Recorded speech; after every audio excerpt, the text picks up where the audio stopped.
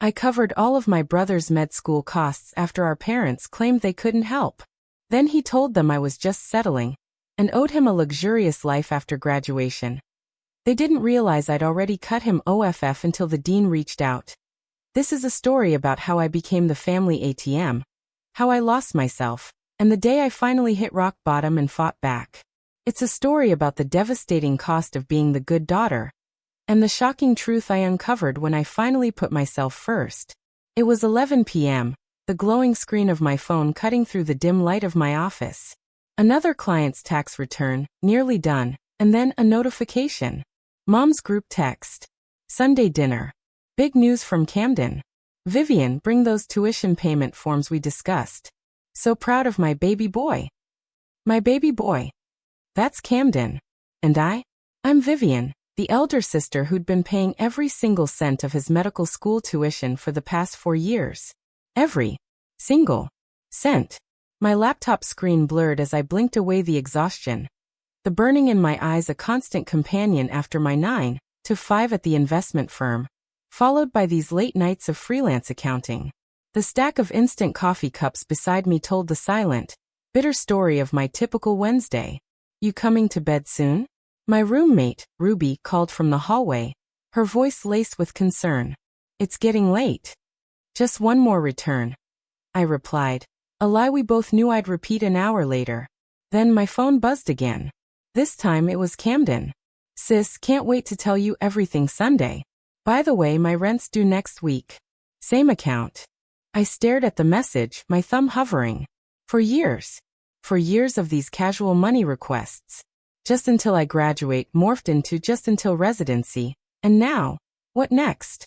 The memory, like a worn-out movie reel, played in my mind. Mom and Dad, sitting me down right after Camden got his acceptance letter.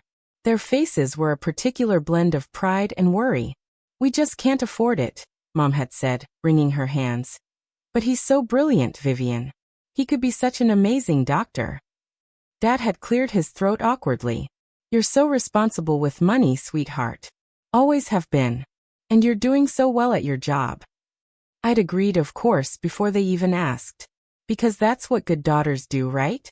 You sacrifice. You enable. You pay. My phone rang, startling me from the painful flashback.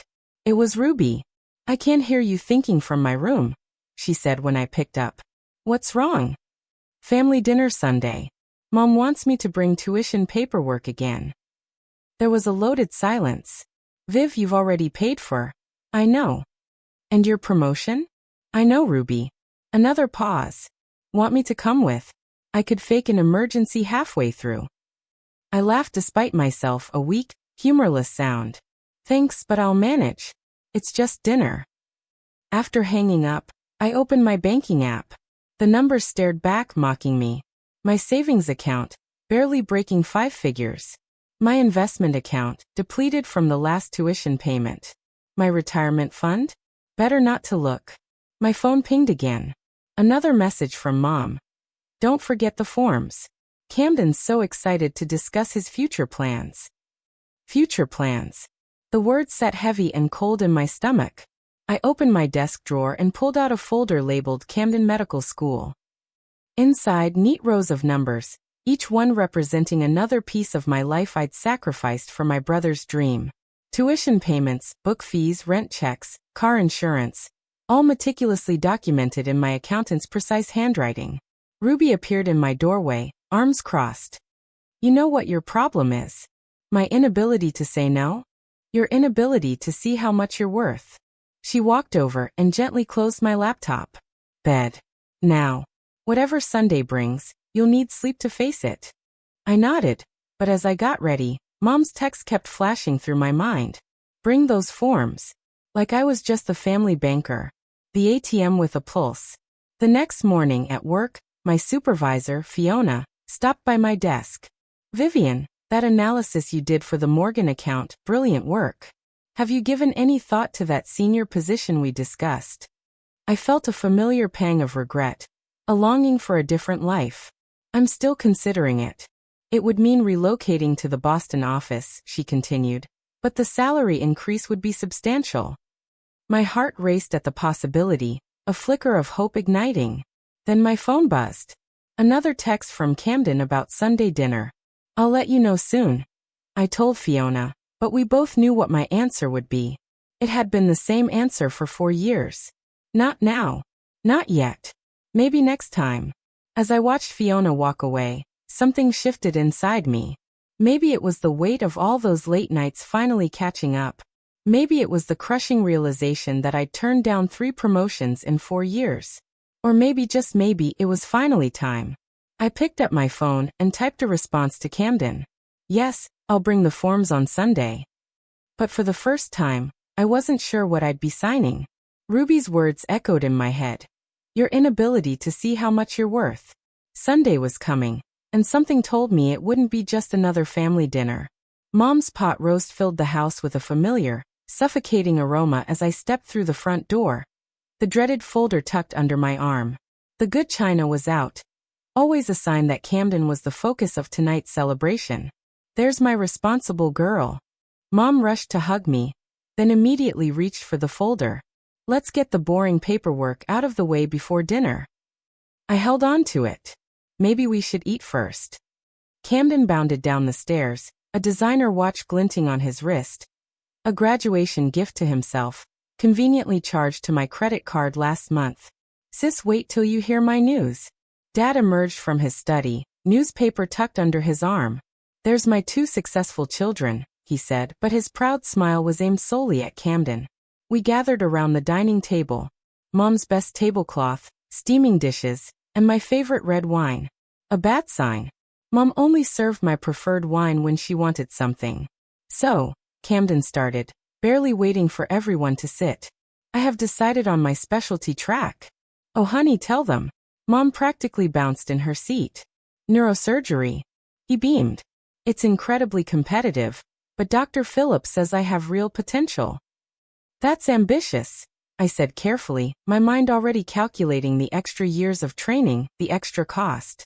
It's perfect for him, Mom interjected. My brilliant boy saving lives. Camden nodded, helping himself to a large portion of roast. The thing is, it's going to be intense.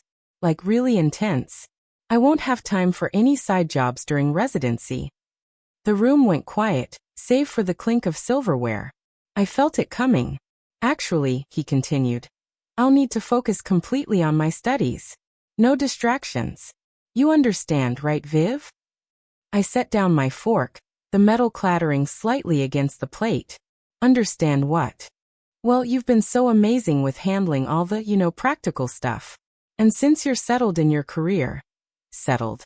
The word tasted bitter. You know what I mean? You're stable, established, and it's not like you have a family to support or anything. Mom jumped in, her voice too bright. What your brother means is that this is such an incredible opportunity, and you've always been so good. With money, sweetheart. Good with money, I repeated slowly, letting the sarcasm drip. You mean good at giving it away?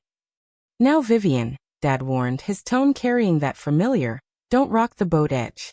Camden leaned forward, his face arranged in that earnest, puppy dog expression he'd perfected over years of getting his way. I've been looking at apartments near the hospital. There's this perfect place. It's a bit pricey, but the location would really help with my schedule. Have you looked at the numbers? I asked, my voice surprisingly steady. That's what the forms are for. Mom reached for my folder again. We can work it all out tonight. I pulled the folder closer, a fierce protectiveness surging through me.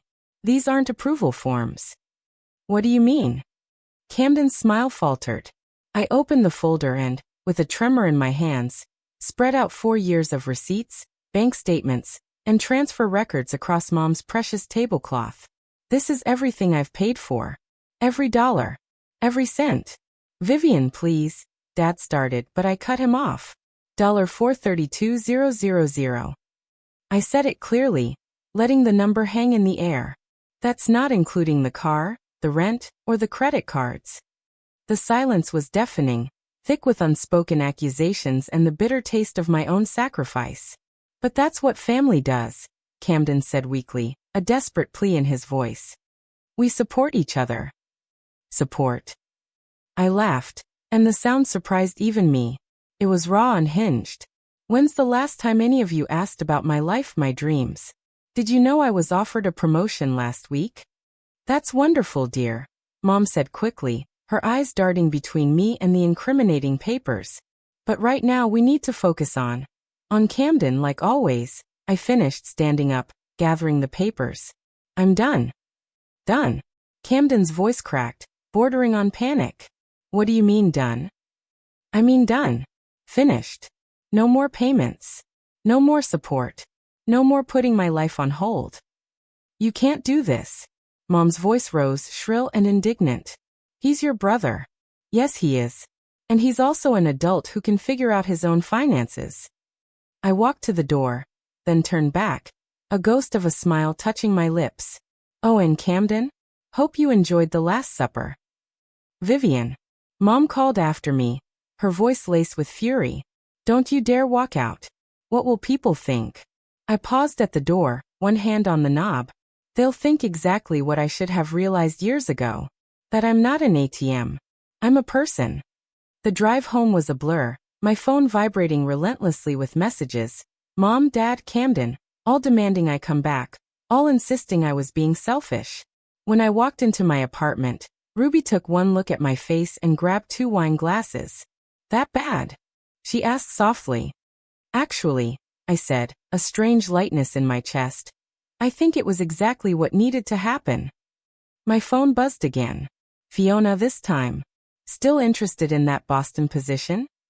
For the first time in years, I smiled a genuine smile as I typed my response. Yes, absolutely. Yes. The next morning, I walked into the bursar's office at Camden's medical school, my hands steady as I signed the paperwork. You want to terminate all future payments? The clerk looked up, her expression surprised. Are you sure about this, Miss Wade? Completely. I slid the form across the desk. And I'd like a note added to the account stating I'm no longer responsible for any charges. The student will need to make alternative arrangements immediately, she warned. That's not my concern anymore. My phone had 37 missed calls by the time I reached my office. I switched it to silent and focused on work, but Ruby's message caught my eye.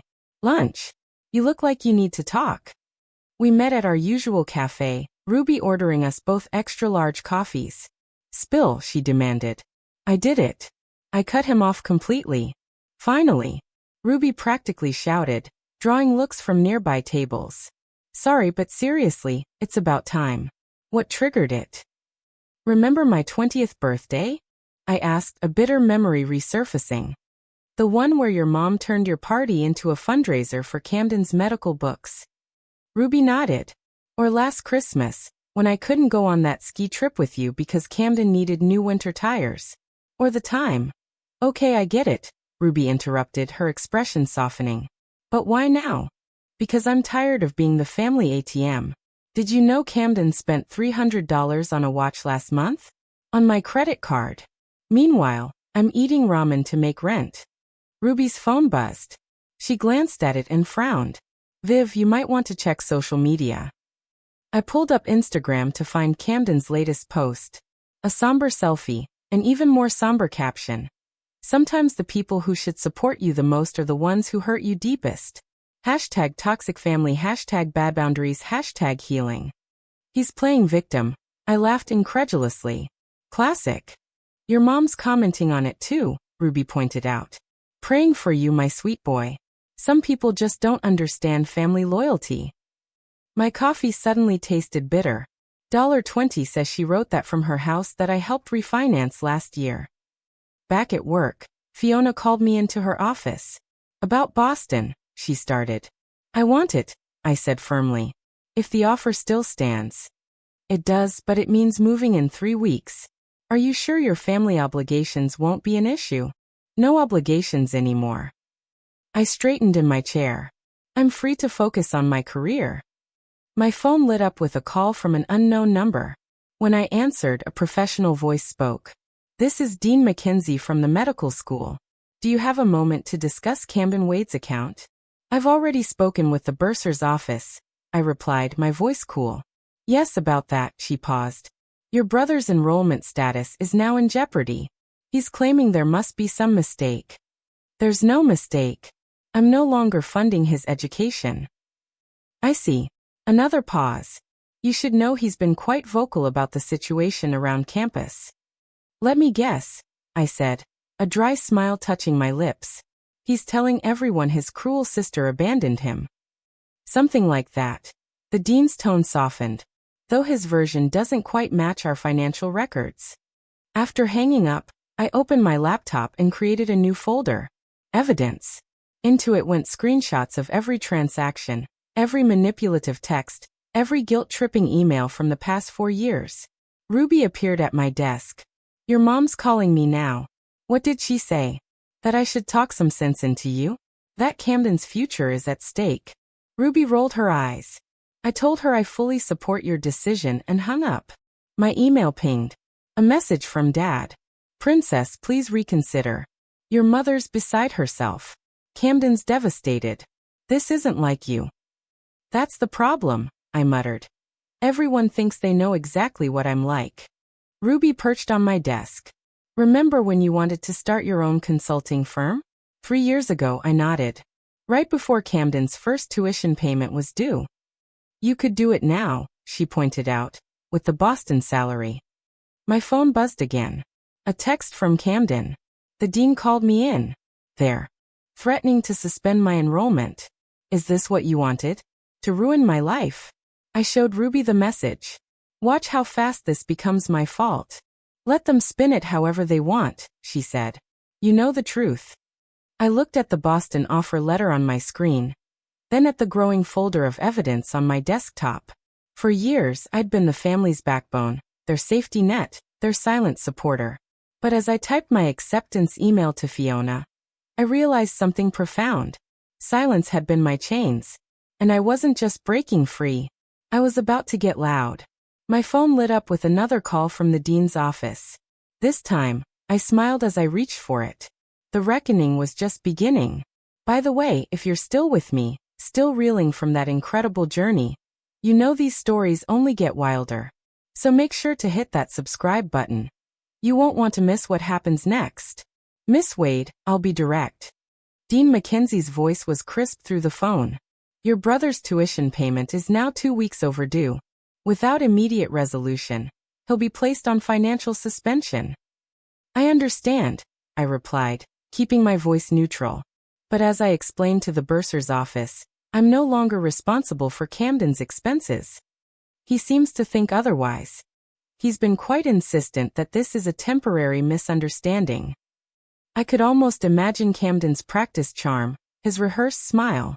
It's not a misunderstanding, Dean Mackenzie. He's a grown man who needs to handle his own finances. After hanging up, I turned to find Fiona in my office doorway, ready to discuss the Boston transfer. Actually, she said, closing the door behind her. I wanted to talk about the salary package. The board approved a higher offer than initially discussed. She slid a paper across my desk. The number made my eyes widen. This is, I started. What you're worth, Fiona finished. What you should have been earning years ago if you hadn't kept turning down promotions. My phone buzzed. Camden calling for the 12th time today. I declined it. When can you start? Fiona asked. Before I could answer, my phone lit up again. Mom this time. Then immediately after, Dad. Then Camden again. Family emergency. Fiona raised an eyebrow. No, I said firmly, silencing my phone. Just people learning that actions have consequences. Back at my desk, I opened my email to find a message from Camden. Sis, this isn't funny anymore. The dean says they're going to suspend me. Mom and Dad can't help, you know that. I have exams next week. Please don't ruin everything I've worked for. Everything he worked for. The word stung. Ruby appeared with coffee. Your brother's gone nuclear on social media. Check his latest post. I pulled up Instagram to find a long, emotional post about family betrayal and navigating toxic relationships while pursuing your dreams. The comment section was filled with sympathetic responses. He's always been good at playing victim, I muttered. Speaking of playing, Ruby said. Did you see what your mom posted? My mother's Facebook status read. Heartbroken watching my son struggle because of others' selfishness. Please keep Camden in your prayers. My phone buzzed with a text from Dad. Your mother's taking anxiety medication because of this. Is that what you wanted? I showed Ruby the message. Funny how they never needed medication when I was working myself sick to pay their golden child's tuition. You know what this needs? Ruby pulled out her laptop. Documentation. We spent the next hour organizing my evidence folder. Screenshots of Camden's luxury purchases using my credit card. Records of my depleted savings. Emails where my parents dismissed my career opportunities in favor of Camden's needs. This is intense, Ruby said, scrolling through years of financial abuse. Have you shown this to anyone? Not yet. I hesitated. But maybe. My office phone rang. The dean again. Miss Wade, I apologize for calling again, but there's been a development. Your brother has submitted some concerning documentation regarding his financial independent status. My heart skipped. What kind of documentation? Forms suggesting he has independent means to fund his education. Given your recent statements, I'm concerned about their authenticity. I sat up straighter. Dean Mackenzie, I'd be happy to provide you with detailed records of exactly who has been funding Camden's education for the past 4 years. After hanging up, I turned to Ruby. He's trying to forge financial documents. That's fraud, she said, eyes wide. Yes, I replied, opening my evidence folder. Yes, it is. My phone lit up with another call, this time from an international number. Ruby grabbed it before I could. Hold up, she said, Googling the area code. This is from London. Isn't that where Camden was hoping to do his residency? A new email popped up from the dean. Miss Wade, given recent developments, would you be willing to provide a formal statement regarding your brother's financial history with the school? I looked at the international number still flashing on my phone, then at the years of evidence on my screen, then at the Boston offer letter sitting on my desk. You know, I said to Ruby, I think it's time everyone learned exactly who's been behind Camden's success story. You're going to do it? Ruby asked. Go nuclear? No, I replied, starting to type my response to the dean. I'm just going to tell the truth. Every single detail of it. My phone buzzed one final time. A text from Camden. Please, Viv, I need you. For the first time in years, those words didn't move me. Instead, I opened my email and began. Dear Dean Mackenzie, I appreciate your concern regarding this situation. Please allow me to provide a complete financial history. The truth, as they say, was about to set me free. The pounding on my apartment door started at 7 a.m. on Saturday. I knew it was coming. Mom's texts had grown increasingly frantic after the dean's office contacted Camden about discrepancies in his financial documentation. Vivian. Mom's voice carried through the door, shrill and desperate. Open this door right now. Ruby emerged from her room, still in pajamas. Want me to call security? Before I could answer, I heard Dad's voice. Princess, please. We need to talk about this as a family. I opened the door to find my entire family in the hallway. Mom's mascara was smeared. Dad looked exhausted, and Camden, my perfect little brother, was pale with rage. What did you tell the dean? He demanded, pushing past me into the apartment. The truth. I closed the door behind them. Every single detail of it. You had no right. Mom's voice shook. Do you know what you've done? Actually, Ruby interrupted, laptop in hand. She had every right. Want to see the spreadsheet of exactly what Vivian's done for this family? Stay out of this. Mom snapped. No, let's show them. I nodded to Ruby, who turned the screen around. $432,000 in tuition, she began reading. $68,000 in rent, $42,000 in car payments and insurance, $12,000 in credit card debt. Stop! Camden shouted. Those were gifts. You offered to help. Gifts? I laughed, a sharp, humorless sound. Let's talk about gifts, Camden. Like the Rolex you bought yourself using my credit card. Or the luxury apartment you insisted you needed for studying. You're just jealous. Mom cut in, her voice rising. Jealous that your brother is doing something meaningful with his life while you just push papers around. The words hit like a slap, but I stayed calm. You mean my job? The one that paid for everything on this spreadsheet. The dean is threatening to suspend me. Camden's voice cracked, full of real fear now. The residency program in London already pulled my application. They're saying something about fraudulent financial documents. Funny how that works, I said, my voice dangerously soft. Actions having consequences. You vindictive, he spat. Dad finally spoke up. Language, Camden. Vivian, surely we can fix this. What do you want? What do I want? I walked to my desk and pulled out a folder. I want you all to see these. I spread out papers across my coffee table. Rejected promotion letters, canceled vacation plans, credit card statements showing Camden's extravagant spending. This one's my favorite. I pointed to a credit card bill. The day after I canceled my therapy sessions because I couldn't afford them, Camden spent $600 at a designer store. You're destroying his future. Mom wailed. No, Ruby interjected, her voice firm. She's making him face reality. Reality? Camden laughed bitterly. The reality is she's trying to ruin my life because she's bitter about her own choices. My choices. I felt something snap inside. Like the choice to skip my best friend's wedding because you needed emergency textbook money? Or the choice to live with a roommate at 33 because all my savings went to your tuition. We're your family. Mom pleaded. Family doesn't treat each other like ATMs, Ruby said. Nobody asked you. Mom turned on her. Actually, I said quietly, I'm asking her to witness this moment when I tell you all. I'm moving to Boston. I've accepted a promotion, a real one, with a 6-figure salary and benefits. The silence was deafening. You can't, Camden whispered. Watch me. I handed him a stack of papers. Here's every transaction I've ever made for you. Every dollar you owe me. Every opportunity one gave up. We'll never be able to pay this back, Dad said, looking at the numbers, his face ashen. I know. I met his eyes. That's not why I'm showing you. I'm showing you so you understand exactly what you're losing. Your soul. Mom's voice dripped venom. Your family. No, I replied. Your safety net. Camden's phone buzzed. The dean's office.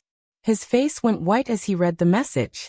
They're suspending my enrollment pending a financial investigation.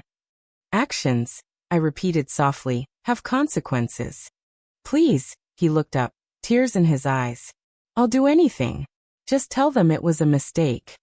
It wasn't a mistake, Camden. It was exploitation. And it's over. Mom grabbed her purse, hands shaking. Come on, Camden. We'll figure this out ourselves. Good luck with that, Ruby muttered. As they filed out, Dad lingered at the door. Vivian, don't. I cut him off. Just don't. After they left, Ruby hugged me tight. You okay? Better than okay, I said, a wave of relief washing over me. I'm free. My phone pinged. An email from the dean requesting a formal meeting about Camden's financial disclosures. You know what? I said, starting to type my response. For the first time in years, I really am. The truth hadn't just set me free. It had given me my life back. Your brother's gone full martyr mode, Ruby said, sliding her phone across my desk. Check his latest Instagram post. I glanced at the screen. A black and white photo of Camden in his white coat, stethoscope artfully arranged around his neck. The caption read, when those closest to you try to destroy your dreams, remember success is the best revenge. Hashtag medschool struggle, hashtag challenge, hashtag resilient, hashtag rising above. The comments are even better, Ruby pointed out. Dozens of sympathetic responses flooded the post. Former classmates, family friends, even some of my relatives, all offering support and condemning the unnamed, toxic family member, trying to ruin his future. My phone rang. Dean McKenzie again. Miss Wade, I've reviewed the documentation you provided, she began. I must say, it's comprehensive. I'm an accountant, I replied, a hint of pride in my voice. We keep receipts. Indeed. We've launched a formal investigation into your brother's financial disclosures. It appears he may have submitted falsified documents for his residency applications as well. I sat up straighter. What kind of documents? Claims of independent wealth, family trust funds, none of which seem to exist. She paused. We've had to notify several residency programs about potential fraud. After hanging up, I opened my laptop to find an email from an unfamiliar address. London Metropolitan Hospital's Residency Coordinator.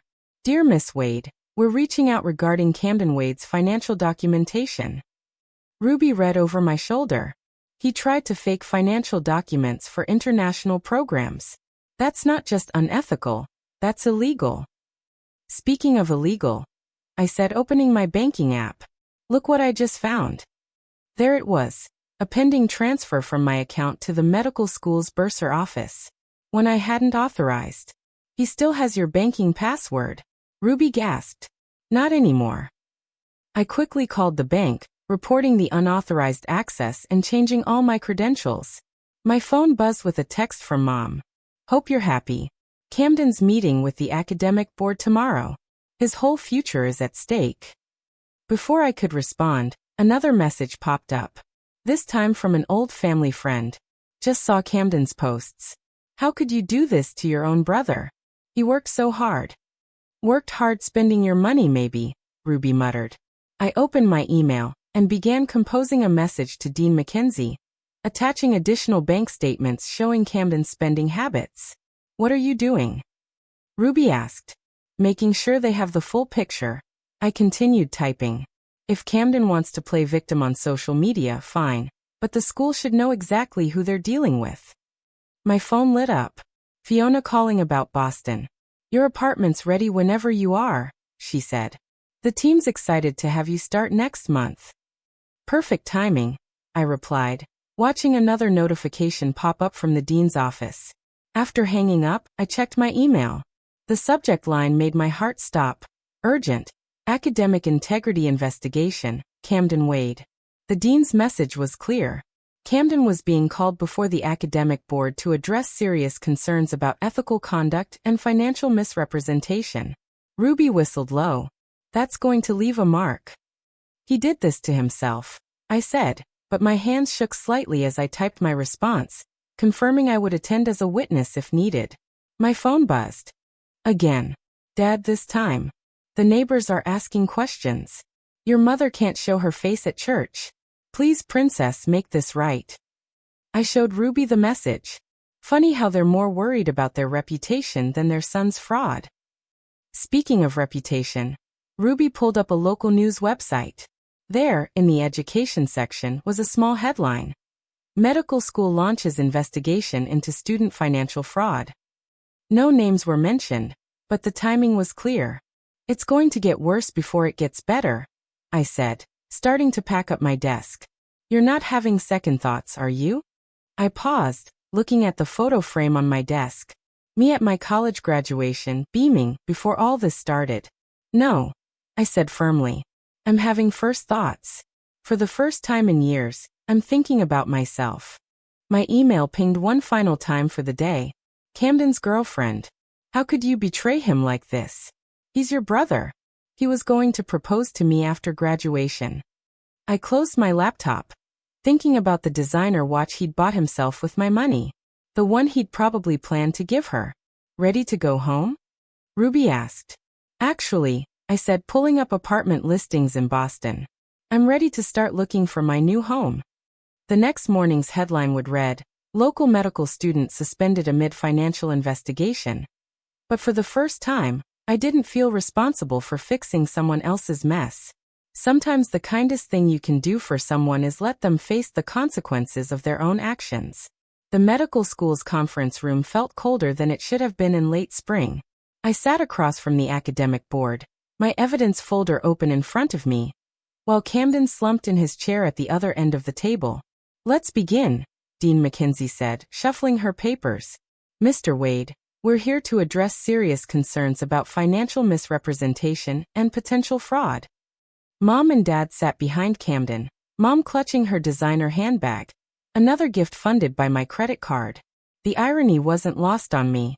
This is all a misunderstanding, Camden started, flashing his practiced smile. My sister and I had an arrangement. An arrangement you falsified in official documents. the dean interrupted, her voice sharp. Miss Wade, could you please explain the actual nature of your financial support? I opened my folder.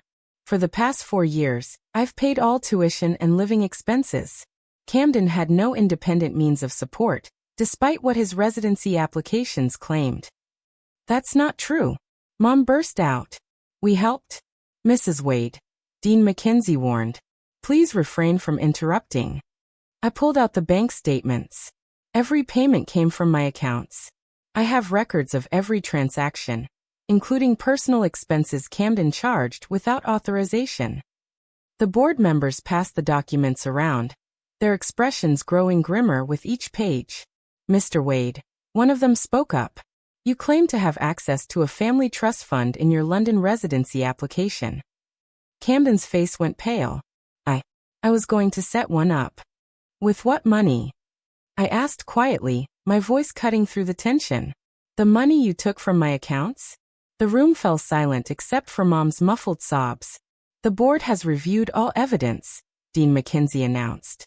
Given the severity of these ethical violations, we have no choice but to suspend your enrollment for 1 academic year pending further investigation. 1 year. Camden jumped up. You can't do this. I'm months from graduating. Actions have consequences. I echoed my earlier words, feeling a strange sense of vindication. As we left the conference room, a young reporter from the student newspaper approached. Excuse me, could I get a comment about the academic board's decision? Before Camden could speak, I stepped forward. I think this case demonstrates the importance of integrity in medical education. Future doctors should be held to the highest ethical standards. The story broke that evening. Medical students suspended. Financial fraud raises ethics concerns. It was picked up by local news stations within hours. Back at my apartment, Ruby was packing boxes for my Boston move when my phone exploded with notifications. Your brother's girlfriend dumped him, she reported, scrolling through social media. Publicly on Instagram. How the mighty fall. I murmured, taping up another box. My phone rang. Dad again. Princess, the church committee is asking your mother to step down. Our reputation in the community is exactly as real as Camden's trust fund, I finished. After hanging up, I checked my email to find a message from Fiona. Your corner office in Boston is ready. Team can't wait to meet their new director. Ruby held up a bottle of champagne. Time to celebrate. Before I could answer, there was a knock at the door. Camden stood there, looking nothing like the polished medical student from his Instagram posts. Can we talk? He asked, his voice rough. I think we're done talking. Please, Viv. I messed up. I know that now. Now. I laughed. Not when you were forging documents. Not when you were stealing from my accounts. Not when you were playing victim on social media. I can change, he pleaded. Yes, you can. But not with my money. I started to close the door. Wait. He thrust an envelope at me. I wrote everything down. How sorry I am. What you mean to me. Please just read it. I took the envelope but didn't open it. Goodbye, Camden. After he left, Ruby picked up another box. You okay? Better than okay. I looked around my half-packed apartment. I'm free.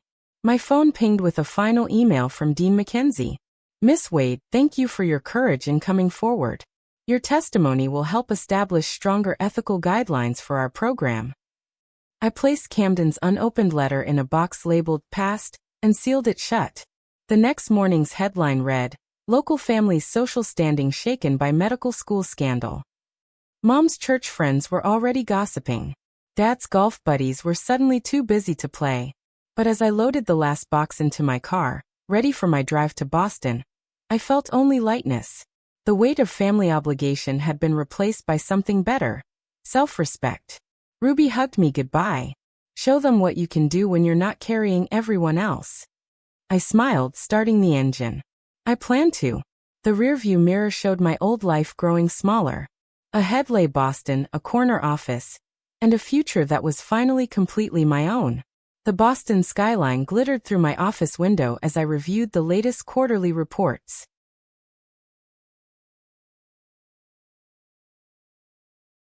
A knock on my door interrupted my concentration. Miss Wade.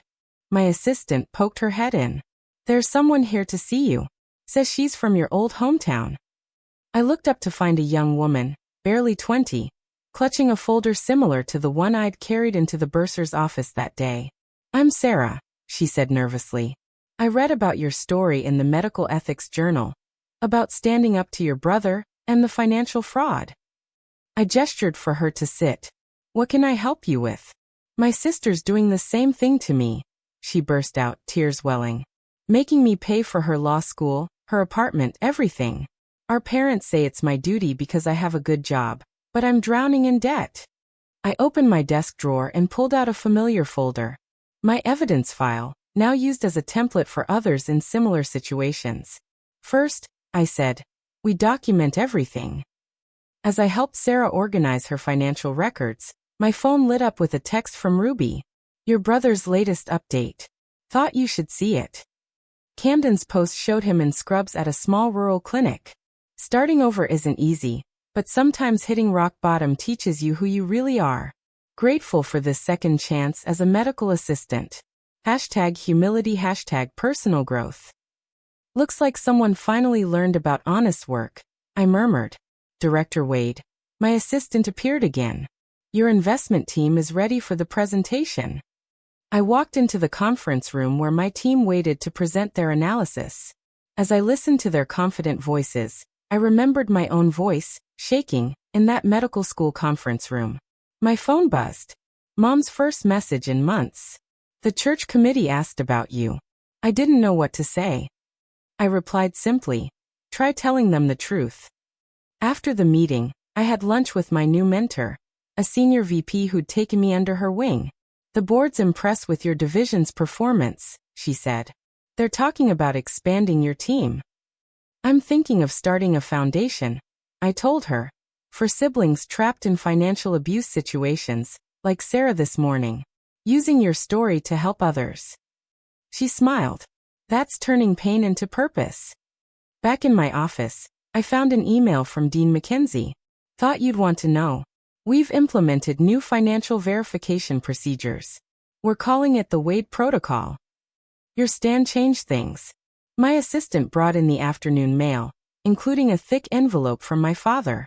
Inside was a check, partial repayment for Camden's expenses, along with a letter. Princess, I failed. I chose peace over justice. I let your mother's enabling blind me. The money's not much, but it's a start. I'm in counseling now, learning to be better. Proud of who you've become. Love, Dad. The check wasn't large, but the acknowledgement was priceless. My phone rang. Ruby FaceTiming from my old apartment. Guess who I ran into, she said. Your brother's ex-girlfriend. She's warning other women about entitled med students now. Called it her public service. I laughed, then noticed another email notification. A message from Camden's clinic supervisor requesting a reference. He's applying for a physician assistant program, the email read. Says he needs to earn his way this time. Would you be willing to share your perspective on his character development? I thought about it, then began typing. While I cannot speak to his past behavior, I believe in the power of consequences to shape character. My assistant knocked again. Sarah's back. Says she's ready to stand up to her family. I looked at the young woman in my doorway, saw myself from a year ago. Scared but determined. Come in, I said, clearing space on my desk. Let's talk strategy. As we worked, I glanced at the plaque on my wall, Director of Investment Strategy, and smiled at how far I'd come since those late nights doing extra accounting work to pay Camden's bills. My phone lit up with a final message for the day from Ruby. Miss you but proud of you. You're changing lives up there. I looked at Sarah, already stronger just from having someone validate her struggles. And my team's reports showing record growth. At Dad's letter of accountability. At Camden's slow journey towards redemption. Ready to take your life back? I asked Sarah. She straightened her shoulders, nodding. Then let's begin, I said, opening my laptop. Because the best revenge isn't just living well, it's helping others break free too. My revenge wasn't cruel. It was overdue. And its ripples were still changing lives, one story at a time. So, I want to hear from you. Have you ever felt like you were someone's ATM? Or had to make a tough decision to protect your own future from family expectations? Share your stories in the comments below. I read every single one.